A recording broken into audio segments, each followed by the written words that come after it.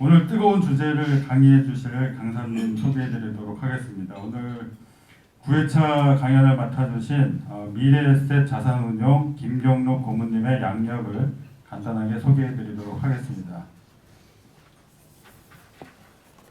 서울대학교 경제학 박사시고 현 미래에셋 자산운용 고문, 서강대학교 경영전문대학원 겸임교수시고요. 미래에셋 은퇴연구소장, 미래에셋 자산운용 대표이사, 미래에셋 캐피탈 대표이사, 미래에셋 자산운용 채권형 CIO를 역임하셨습니다. 자, 그럼 오늘 미래에셋 자산운용 김경록 고문님의 성장이 멈춘 사회의 자산관리라는 주제로 강연을 시작하도록 하겠습니다. 여러분 큰 박수로 맞이해주시면 감사하겠습니다. 예, 반갑습니다. 잠깐 테이블에서 말씀을 좀 나눴는데요. 제가 하나만 여쭤보겠습니다. 뭐 드리려고 제가 책을 좀 들고 왔는데. 그 중에 투자에 관계된 책이 이제 2권이 있고요. 나머지는 조금 연령이 50대 넘으신 분들에게 드리려고 좀 가져왔습니다. 여러분들 지금, 인구의 주된 가장 숫자가 많은 연령층이, 어느 연령층일 것 같습니까? 전 세계에서 우리나라 60대. 예, 둘 다 맞습니다. 예, 하여튼 현재는 이제 5060으로 그냥 보시면 거의 비슷합니다. 그럼 앞으로 10년 정도 지나서 가장 많은 인구가 되는 쪽이 어딜까요?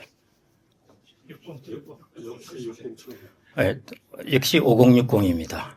그런데 10년 동안 가장 많이 빠른 속도로 증가하는 연령층은 어디겠습니까?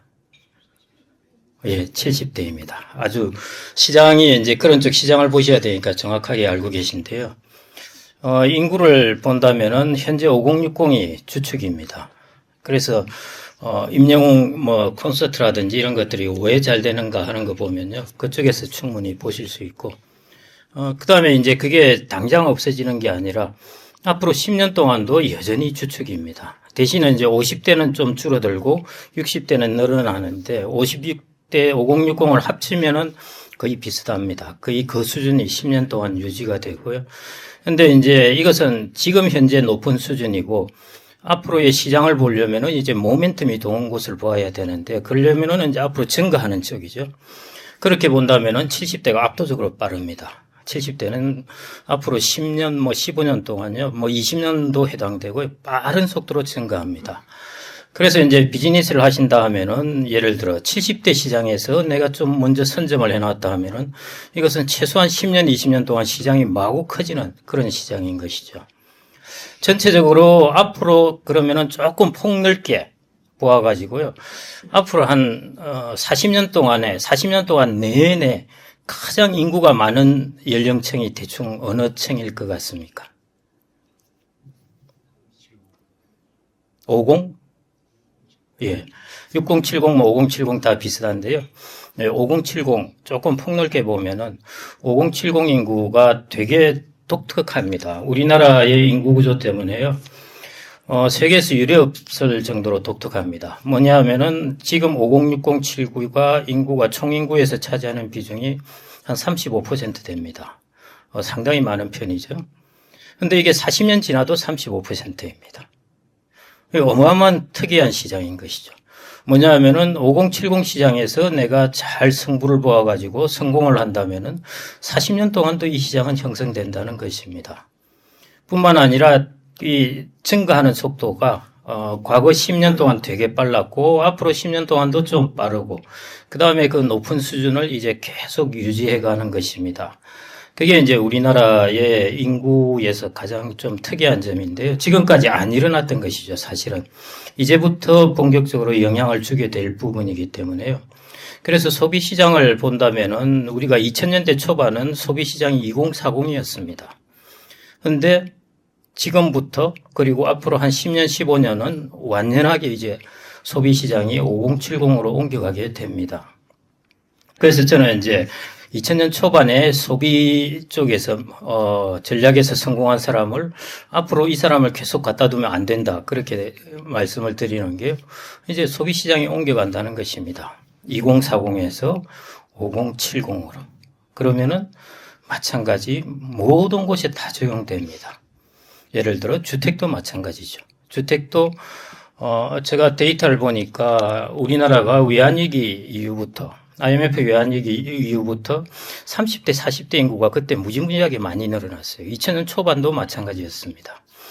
2000년대 들어가가지고 2000년 중반 이후에 우리나라가 40평대 이런 것들이 많이 소유하게 됐던 것들이 그때 40대 인구가 제일 많이 늘어날 때였습니다. 그런데 이제 그래서 그 젊은 인구 10대, 20대의 젊은 인구가 아니라 30대, 40대의 젊은 인구가 많이 증가하다가 앞으로는 이제 50대, 60대, 70대 인구가 과거 20년에 증가한 만큼 그 인구가 옮겨와서 이쪽에 다 증가한다는 것입니다. 이제 일본하고 한번 비교를 해보겠는데요. 제가 저 데이터가 좀 재미가 있어서 제가 쭉 가만 한번 한번 장난삼아 비교를 해봤는데 이제 재미가 있어서 가져왔는데요. 한번 보시면은 일본이 이제 94년 재미있는 나라입니다. 일본 같은 선진국이 저런 나라가 거의 없습니다. 94년에 80엔 했고 엔달러가요. 지금 150엔 합니다. 보면은 거의 뭐 한 30년 동안에 한 87.5% 정도 통화 가치가 떨어졌습니다. 여러분들 가지고 계신 원화의 통화 가치가 한 30년 후에 한 80% 떨어졌다면 어떻게 될 건가 하는 것이죠. 내가 그러면은 달러를 갖고 있냐 원화를 갖고 있느냐 하는 것이 저기서 큰 차이가 나는 것이고요. 일본 사람들 같은 경우 이제 엔화를 갖고 있었느냐 저 시기 기준으로 했을 때 달러를 가지고 있었느냐 하는 것이 환율만으로 이제 저런 큰 차이가 나게 됩니다. 그 다음에 이제 재미있는 지표가요. 일본은 여러분들 잘 아시다시피 30년 동안에 물가가 30년 통틀어서 11.4% 올랐습니다. 한 해가 아니고요. 그러니까 한 해로 계산하면은 매년 한 0.1% 정도 그 정도 이제 올라간 것이니까 이거 물가가 안 오른 것이죠. 미국은 30년 동안에 188% 올랐습니다. 저게 정상이고 대부분의 나라가 저렇고 우리나라는 저거보다 더 높습니다. 이제 경제가 길게 보면은 저렇게 변해간다는 것이죠. 물가가 별로 당장 볼 때는 크게 안 오르는 것 같은데 한 30년 정도 쭉 보면은 물가도 꽤 많이 오른다는 것입니다. 그리고 이제 30년 정도 해본다면은 의외로 우리나라의 통화가 어느 정도 절하가 될지 어느 정도 절상이 될지 하는 그 리스크에도 크게 노출된다는 것입니다. 그냥 경제가 미국 정도의 성장률로 성장을 해가면은 큰 문제가 없을 수 있는데요. 예를 들어 미국은 앞으로 2% 성장을 하는데 우리나라는 0%대로 성장을 한다. 이렇게 되면은 이제 저런 모습이 나타날 수가 있는 것입니다. 환율이나 저런 것이요. 만일 이제 이런 일이 일어나지는 말아야 하겠지만은 혹시 일어날 수 있다면은 나는 자산을 어떻게 가지고 있어야 할까 하는 것이죠. 그게 이제 우리가 자산 운용할 때 제일 중요한 원칙인데요. 미래는 모르지만은 저런 일이 일어났을 때도 내 돈이 모두 크게 손해 보지 않게끔 좀 분산을 해놔야 되겠다 하는 것입니다. 그게 이제 저 데이터에서 중요한 포인트인데요. 그래서 이제 한번 예를 들어 보겠습니다. 여러분들이 이제 어디 저축은행이 0.5% 더 준다더라. 그 다음에 은행을 검색해 보니까 저 은행이 0.1% 예금금리를 더 준다더라. 막 이런 이제 고민을 하는데요. 과연 어떤 고민을 해야 올바른 고민일까 하는 것입니다. 사람이 똑같은 시간에 고민을 하더라도 그 생산성 있는 고민을 해야 되는 것입니다. 정기예금 0.1% 더 주는 거 찾으려고 고민을 할 것인지 다른 걸 고민을 할 것인지 하는 것인데요. 저거 한번 보시죠. 94년에 이제 한 명은 80엔일 때요. 1000만 엔을 달러로 바꾸었습니다. 80엔일 때. 그러니까 비교적 엔화가 고가일 때 바꾸었으니까 잘 바꾼 거죠. 그 다음에 이제 달러로 가지고 있으니까 미국 자산을 가져야 될 텐데 미국의 주식 가격은 뭐 주식 수익률은 거의 10% 11% 되니까요. 너무 높으니까 그거는 특이한 경우니까 그렇게 가정하지 않겠습니다. 미국의 물가 상승률만큼 미국이 30년 동안 물가 오른 만큼 내 자산의 가격이 올랐다는 것입니다. 별로 전혀 이게 과장된 그런 가정이 아닙니다. 그러면은 이제 30년 뒤에 약 10만 4천 달러가 되게 되는데요. 10만 4천 달러를 바꾸어서 30년 뒤가 되면은 29만 9천 달러 정도가 됩니다. 그게 A라는 사람의 현재의 결과입니다. 달러를 저렇게 갖고 있는 것이죠. 그 다음에 B라는 사람은 1,000만 엔을 그냥 보유했습니다. 엔화로 보유했는데요. 그러면은 이 엔화 자산의 가치는 얼마만큼 올랐느냐? 일본의 물가 상승만큼 올랐다고 가정하겠습니다. 다 합리적입니다. 그냥 실질 구매력만 유지됐다고 가정하면요. 30년 뒤에 1,114만 엔입니다. 그런데 이 1,114만 엔을 30년 뒤 현재 달러로 바꾸게 되면은 7만 4천 달러가 나오게 됩니다. A가 B 자산의 약 4배가 되게 됩니다. 자, 이게 이제 내가 정기예금 0.1%, 0.2% 더 주나를 고민을 한 사람과 나의 자산을 미국 자산으로 옮겨놓은 사람과의 이 차이가 어마어마한 차이가 난다는 것입니다. 그러니까 이쪽으로 고민을 해서 옮겨놓은 사람은 훨씬 생산성 있는 이제 성과를 얻게 된 것이고요. 정기예금 0.1% 30년 동안 더 받아봐야 5%, 6% 더 받는 셈이니까요. 그래서 지금 이제 우리나라 현재의 앞으로의 경제 성장의 모습에서 우리가 좀 치열하게 고민해야 될 바가 내 자산을 어떻게 글로벌하게 잘 분산해 놓느냐 하는 것입니다. 요즘 젊은 사람들은 많이 나갑니다. 그런데 50대는 여전히 가야 되는데 하면서 잘 못 나가고 있는데요. 앞으로 50대라고 하더라도 적어도 40년 이상은 자산을 갖고 있습니다. 그럴 경우 저 30년에 좋게 해당되는데요. 그러면은 내 자산의 포지션을 어떻게 가져가야 할까 하는 부분이 이제 중요한 때라는 것입니다. 제가 제일 아까 첫 번째 여러분들이 비즈니스를 하시면은 지금이 비즈니스에서도 아주 중요한 국면이다. 첫 번째, 인구라는 것이 과거하고 완전히 다른 모습으로 2040이라는 것과 5070은 완전히 다른 집단입니다. 이렇게 인구의 주축이, 중심의 주축이 완전히 이동을 하게 되는데 나의 비즈니스는 어느 쪽에 초점을 맞추고 있는가 하는 것이 이제 그 다음에 이제 성장 역시 앞으로 저성장이 되면서 양극화가 쫙 되게 될 때인데 그래서 요즘 같은 경우 양극화를 하면은 양극에 있는 것은 됩니다. 싸게 하든지 그래서 테무나 이런 것들도 막 팔리고 그렇습니다. 저 얼마 전에 갔더니 어떤 분이 가죽 구두를 신고 있었어요. 이야, 가죽 구두 멋있는데요. 어디서 사셨어요? 얼마 주셨어요? 했더니 8,000원 줬다고 그러더라고요. 테무에서 샀다고 그러면서요. 양극화가 되는 것입니다. 안 그러면 아주 고급스러운 제품이 팔리든지. 앞으로 이제 이런 현상이 양극화되고 인구의 주축이 이동해 나가고 전체로서는 우리나라는 이제 장기 저성장의 모습을 쭉 이어가게 됩니다. 그러면 금리도 낮아질 수밖에 없습니다. 그러면은 이제 내 자산을 어디에 두어야 할까 하는 것이 지금 올해 당장의 고민이 아니라요. 그게 고민이라는 것이죠. 현재 일본이 하나의 이런 경우가 이해가 될 수가 있습니다. 일본 은행도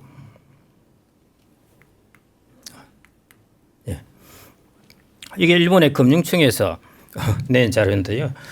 지네들도 이게 한 2017년 이 정도 자료일 겁니다. 뭐냐면은 지네들도 그때 이야기하기를 이게 우리나라 사람들 자산 좀 글로벌로 분산해야 되는데 하면서 그 자료를 낸 게 제일 밑에 점선으로 있는 것이 일본 사람들이 정기예금을 워낙 많이 들잖아요. 정기예금을 들면은 연평균 금리가 0.1% 저렇게 저 정도 증가한다는 것입니다. 그 다음에 이제 실선으로 중간에 있는 것이 국내 주식 채권을 각각 2분의 1씩 가졌을 때 저런 모습이라는 것이고요. 주식을 50% 가졌는데 저런 모습입니다. 그 다음에 제일 위에 있는 것이 국내 선진국, 신흥국 이렇게 그러니까 일본, 선진국, 그 다음에 신흥국 이렇게 각각 주식과 채권을 6분의 1씩 해서 배분했을 때는 이제 연평균 4%가 나온다는 것이죠. 그래서 저때 이제 일본 금융청이 결국 저 자료를 보여준 것도 일본의 가게들이 자산의 수익률을 높이기 위해서는 저렇게 글로벌로 분산해야 한다는 것들의 이제 자료들을 자기들이 내놓은 것입니다. 이것은 이제 일시금으로 넣은 것이 아니라요 적립금으로 우리가 마치 연금 넣듯이 적립금으로 넣었다고 가정할 때 저런 모습을 보인다는 것입니다. 그래서 우리가 자산 관리를 포트폴리오 초이스라고 그러는데요. 결국 무엇을 선택했느냐 하는 것이 여러분들이 뭘 초이스했느냐 하는 것이 아주 중요하다는 것이죠. 이 경우에 A라는 사람은 달러와 달러의 자산을 이제 초이스했습니다. 두 가지를 초이스했죠. 하나는 물가가 30년 동안 188% 정도 오르는 그런 자산을 선택을 했고 그 다음에 두 번째 달러라는 것을 가졌습니다. 두 개를 같이 가진 것이고요.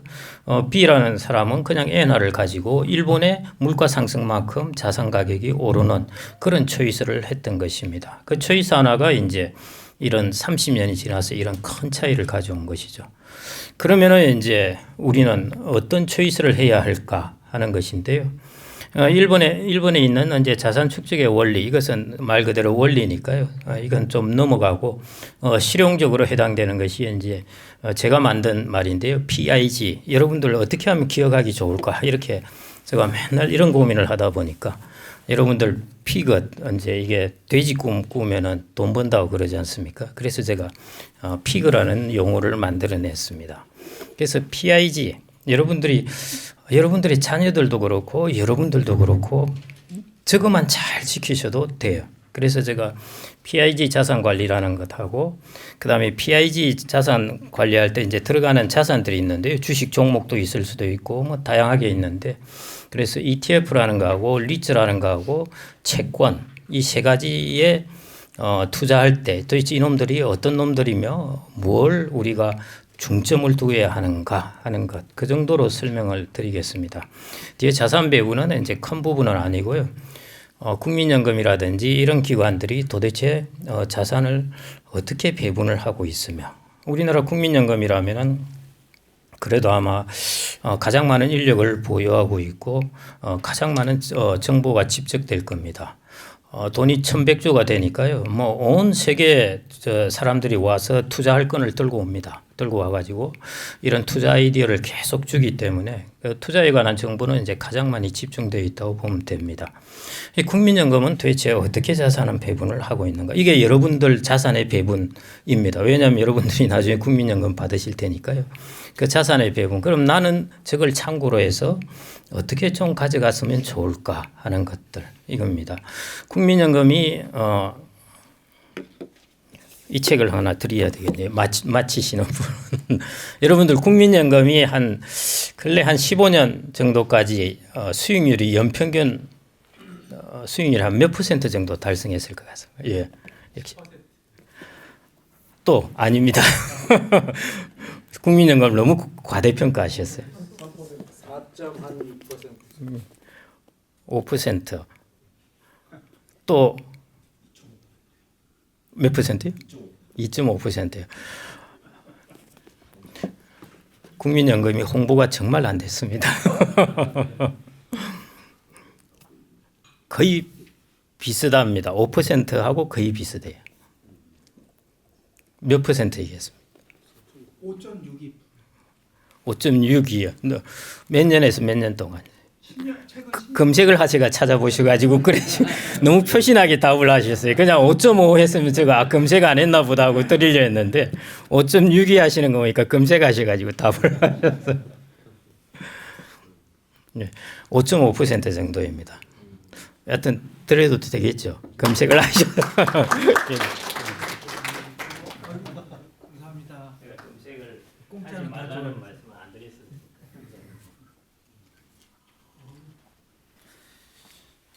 최근에는 뭐 7%, 15% 이렇게 수익을 달성했는데요. 제가 말씀드리고 싶은 것은 국민연금이 이제 그렇게 운영을 하더라도 한 15년 동안 하면은 5.5, 5.7 이 정도 이제 왔다 갔다 합니다. 여러분들도 그 정도 수익을 내시면 충분하시다는 거예요. 5%만 내시면 충분하십니다. 그럼 이걸 이제 어떻게 수익을 낼 수 있을까 하는 것인데요. 쉽지가 않습니다. 예, 이제 그래서 제가 이제 PIG라는 걸 가지고 한번 설명을 드리겠습니다. 자산 축적의 원리는 뒤에 가서 좀 설명을 드리겠고요. 자, 여기서 PIG 무슨 약자일 것 같습니까? P는 뭐일까요? 뒤에 또 열심히 찾아보시면 예, 펜션. I는 뭘까요? 예, 인컴. 예, 인컴입니다.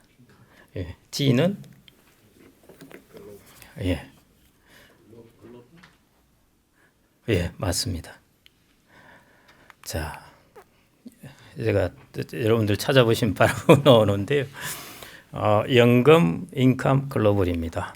여기서 연금은 일종의 비클이고 팟입니다. 우리가 연금이라고 그러니까요. 국민연금 같은 경우 우리가 지금 얼마 받을지 대충 알고 있죠.